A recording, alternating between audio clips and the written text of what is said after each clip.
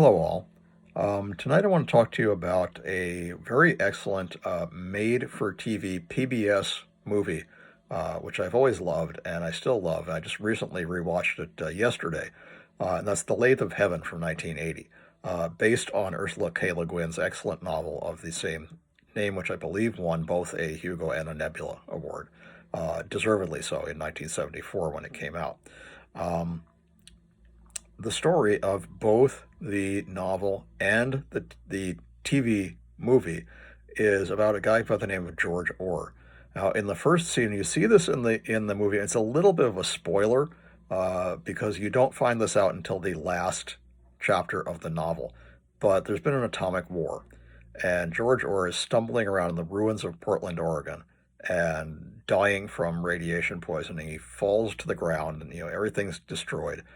And he just says the word yes and then closes his eyes. And he wakes up with a shock, and he's not there anymore. He's in his own apartment.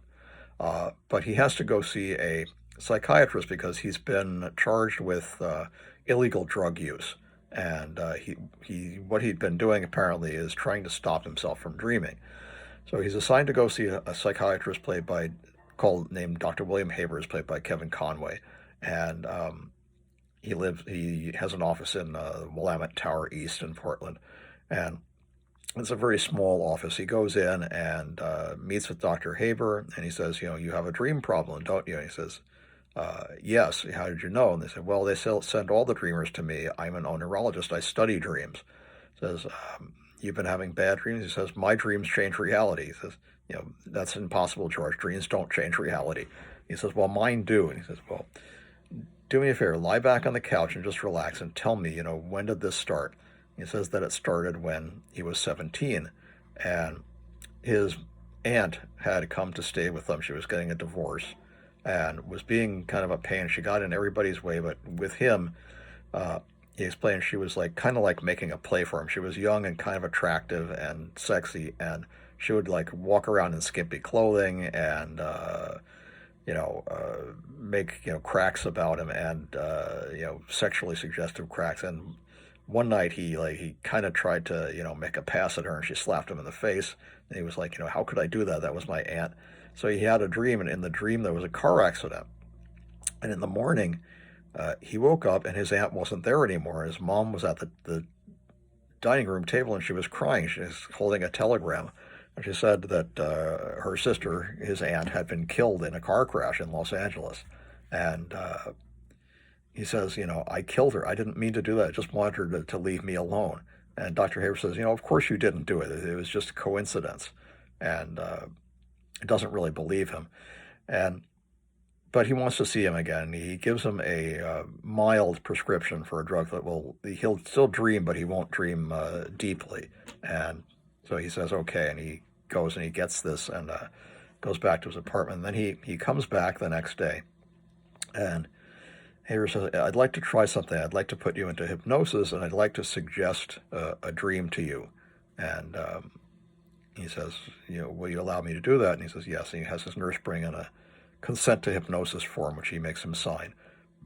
And he puts him under and hooks him up to a machine that takes him through all the cycles of sleep, those being alpha, beta, theta, and delta, into REM sleep.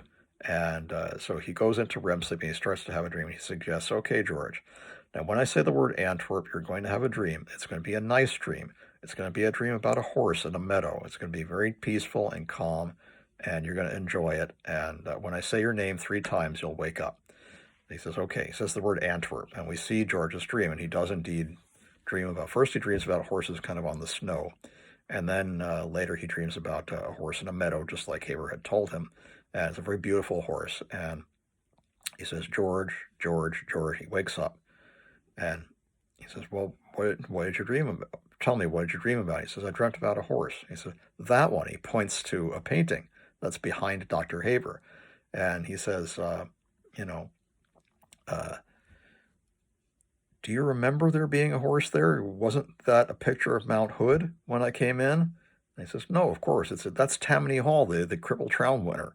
And George just looks because he knows that there was, in fact, a painting of Mount Hood there. Before Haber made this suggestion, he had another effective dream. He changed the picture, but Haber doesn't remember it, which is what he says.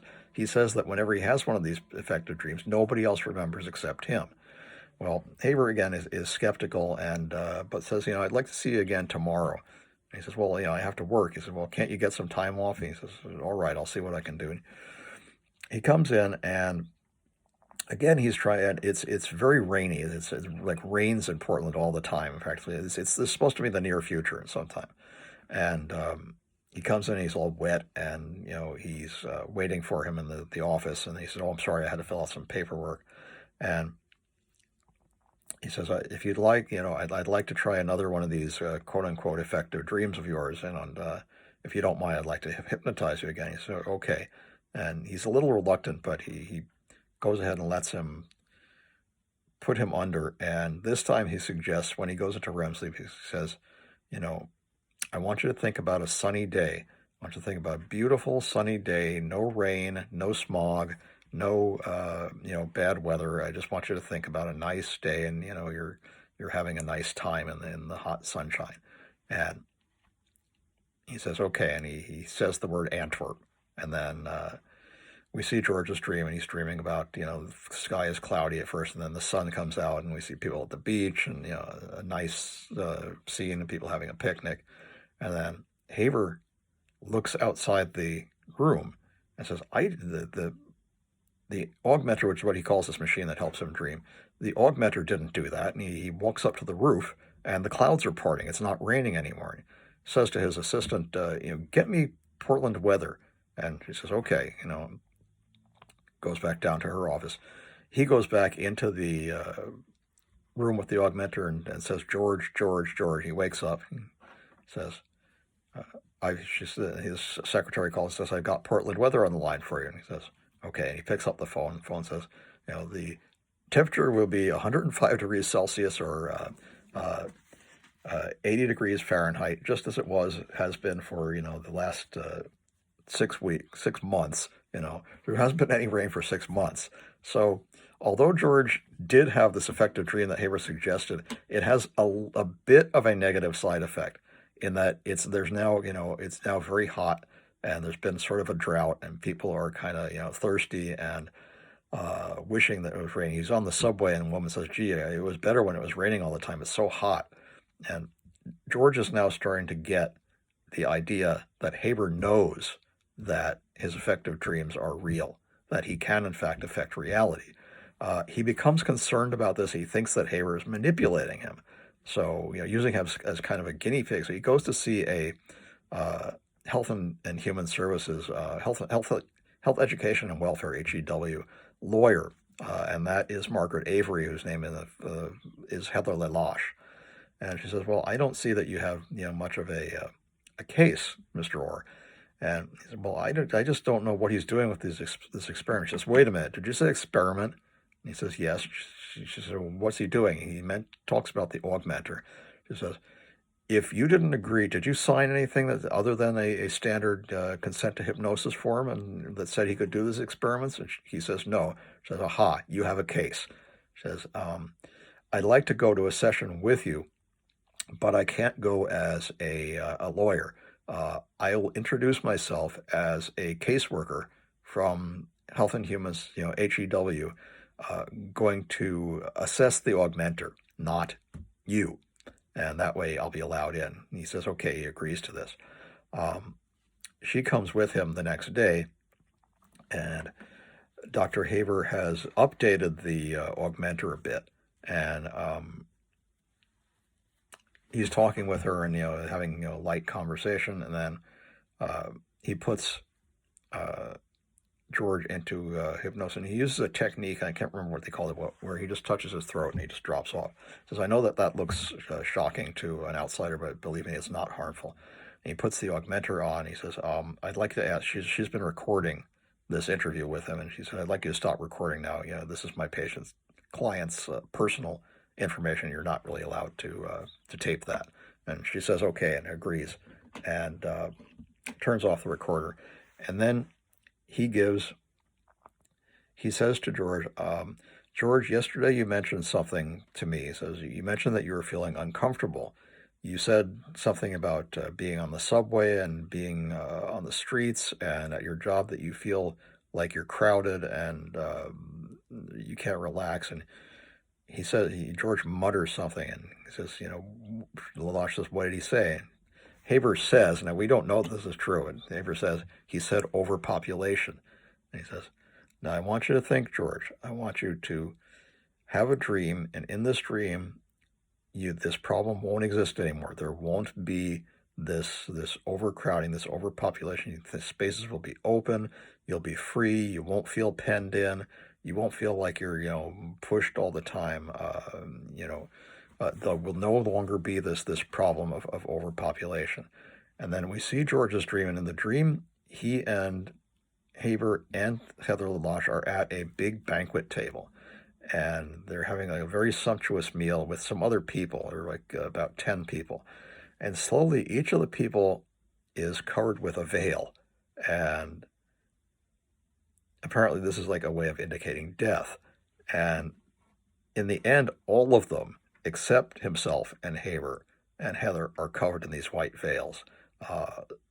And he sees like a terrible wind blowing outside, and Haber says, George, George, George. He wakes up and he says, my God, what did you make me do? 6 billion people. And he says, yes, we know that 6 billion people died. You remember the plague? He says, yes, but you don't remember that there wasn't a plague yesterday. He says, of course there was. I lost my wife and my 3 children and 2 of my cousins, but we survived. We few are immune, and so we don't have to worry about that anymore. George is trying to press Haber to make him admit that he knows that George's dreams are effective, that they do change reality. And he refuses to admit this, and he says, we can take this up tomorrow. And George is kind of, pressing him on this. He goes home.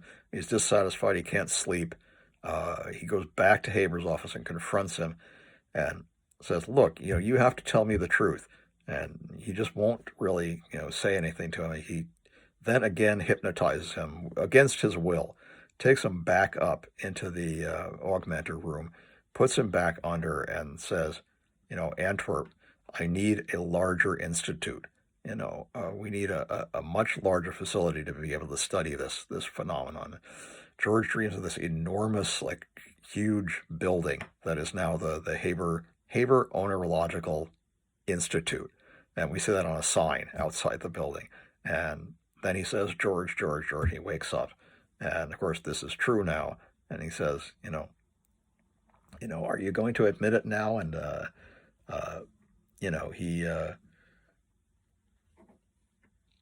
he doesn't really, admit that at first that he does, but finally he does. Finally he says, yes, and, he says, well, why are you doing this? What are you doing to me? And can't you see that these things keep going wrong? I mean, you created a plague and it killed 6 billion people. He says, it's not so tough to destroy the world. He says, but I'm trying to save it. He said, we did it 4 years ago.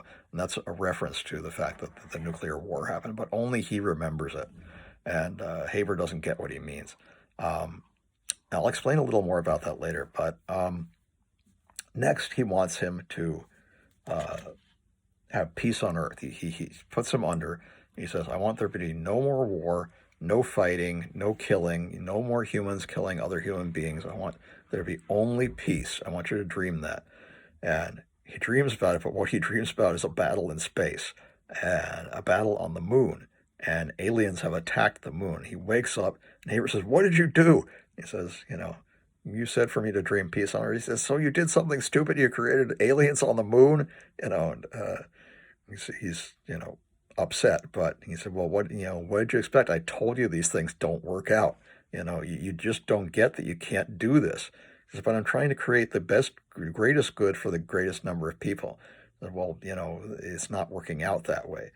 But, and then he had said to Haber in the first session that he said, what would you like? He said, I'd like a cabin at the beach. Of course, nobody can afford a cabin at the beach these days. But he's won a 10-year lease to a cabin at the beach through a state lottery. apparently. He goes to his cabin at the beach because he's kind of upset about what happened with the aliens, and he's there with Heather, and I don't remember. Oh, she says, you can just go to sleep. And he says, no, I don't think that's a good idea. And he says, what if I give you a dream? He says, I don't think that's a good idea either. She says, trust me, it'll be good. It'll be calm. It'll be a peaceful dream. Nothing negative will happen.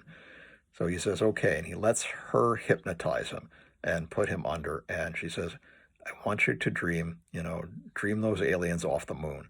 And of course, when he wakes up, they've come to Earth, and now they're invading the Earth, and we see planes scrambling. You see a prolonged shot on SR-71 taking off, and it's interesting because the SR-70 was not a combat plane, but maybe in the future they had a combat version projected.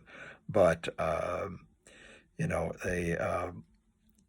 Government announces this is an invasion alert. Repeat, this is an invasion alert. He goes to Haber's Institute, and Haber says, what did you do? And he says, well, I dreamed the aliens off the moon. He says, yeah, great, now they're here. And you see one of the alien saucers is right above the Haber Institute. He says, you have to do something. He says, well, maybe you can do something. Don't you have friends in Washington? He says, he has one, and he calls this guy and tells him one of the aliens comes, and the aliens are kind of turtle-like. They wear either they wear armor or their faces just look like armor, and the armor kind of glows, and they talk in sort of a strange voice. And the alien says, "This is a U.S. Air Force base," and he says, "No, he says, attack was accidental. We want peace, and so he tells George Orr tells him, well, you better tell your friend in Washington that they're peaceful. They're not here to attack us. And he does. Haber convinces his friend, who's at the HEW again, not at a high rank, but he convinces them that the aliens' intentions are friendly and that they're not going to kill us. The next thing that Haber asks is he wants George to, meanwhile, Haber has told George that he's going to cure him of these effective dreams. Instead, he's just using him to do what Haber wants, and he says he wants him to eliminate racism. He wants to do something to completely erase. He says, I don't want there to be any more color problem. I want you to dream that you've eliminated racism. And what he does, and this is kind of clever, and this happens in the book too, is to eliminate racism, he makes everyone gray. There's no one's black or yellow or red anymore or white. They're all gray.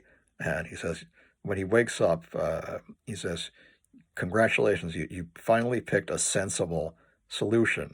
It's biological and permanent, and it completely eliminates the problem. And, this time there's no after effects. It's not entirely true, but it does appear. He says, I want you to, finally he tells him, I'm going to do what I told you I was going to do. I'm going to cure you, and I want you to dream me my ultimate augmenter. And once you've done that, I won't need you anymore, and I'm going to cure you, and I'll have you dream that you can no longer dream effectively. And he does that, and creates this ultimate augmenter for Haber. And they're having kind of an intellectual discussion about, how Haber wants, the greatest good for the greatest number of people. And he says, you still haven't learned that you can't control this thing. You can't play God. And he said, well, you won't have to worry about that anymore. He says, no, you will. And then he says, I'll think about it. I'll sleep on it. He says, kind of a in joke there. And he walks away, and now he's working in he goes into a junk shop that is run by one of these aliens. And he's just kind of browsing around through things. And he turns to the alien and says, you haven't by any chance seen a woman named Lalache? And he says, you are looking for Lalache? And he says, yes, I've lost her. The alien says, things which have been lost can be found. Persons lost can be found. Hands him a 45 record. And he says, this may be of help. And he says, is it acceptable? He says, yes, thank you. And he says, gratitude is appreciated. And then he goes to his cabin and plays this record, which is Joe Cocker's version of the Beatles with a little help from my friends.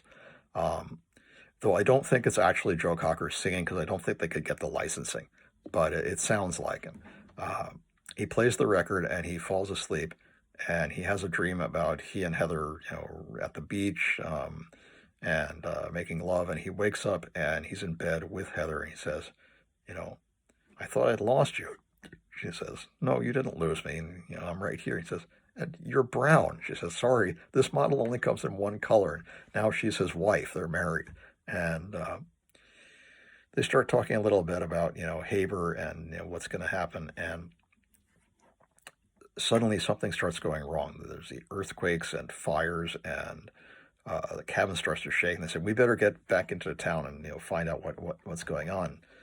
George says to Heather, I think I know what's happened. She says, I've never felt anything like this before. He says, I have 4 years ago. She says, what happened 4 years ago? And he says, there was a war. And they said that the first bomb dropped by the river. And I was staggering around. And I guess I was already dying of radiation sickness. And I had a dream that I was all right, that it didn't happen. She says, I've been trying to convince myself ever since then that was just a dream. But that wasn't the dream. This is the dream. And there's the key. The reason that things are going back to the way they were is because Haber can't dream effectively because he's not real. He was dreamed up by George as a way to cure him. And he can't work as one of the aliens that said something about being crushed on the Lathe of Heaven. Now, that's a mistranslation, and Leguin admits it, of a Chinese saying. The Chinese didn't have any lathes at that period in time when it was supposedly said. But that being, putting that aside, he can't operate the quote-unquote Lathe of Heaven because he's not an actual person. He exists because George thinks he exists and dreamt him into existence. But he himself can't. He can't have a dream within a dream. He can't affect reality. So when he went into the augmenter, the world went back to the world after April, when the war took place. And so they get to him finally, and they're on the subway, and Heather just disappears. And George runs on into the Institute and, confronts Haber inside this super augmenter, and he shuts it down. He physically shuts down the augmenter. And then things have kind of gone, back to normal. He's working for another one of these aliens called, I think, Amanamenaman Asfa, and he's working in that same junk shop. And he says to him, well, I did a lot today. At least I did something. And he's repairing toys. And Lash walks in and says, can I see that egg whisk? And the alien shows her the egg whisk, and she's looking at it. George comes out and says, Heather. She says, have we met? She doesn't remember him. He says, well, you helped me a long time ago. You're a lawyer, aren't you? She says, that's right.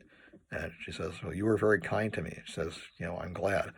And he says, do you want that egg whisk? And she says, no. And he hangs it back up. And he says, can I return the favor? Can I take you to lunch? At first she says, no, that's okay. And he says, please, let me just take you to lunch. And he says to the alien, Amanaman Asfa, can I have an hour for lunch?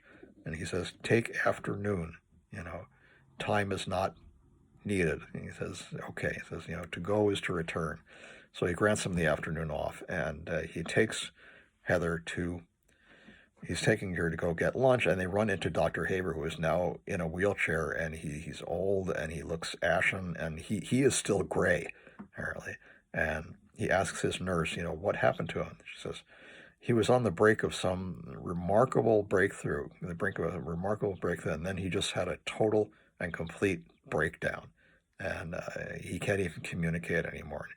George looks at him and says, you saw it, didn't you?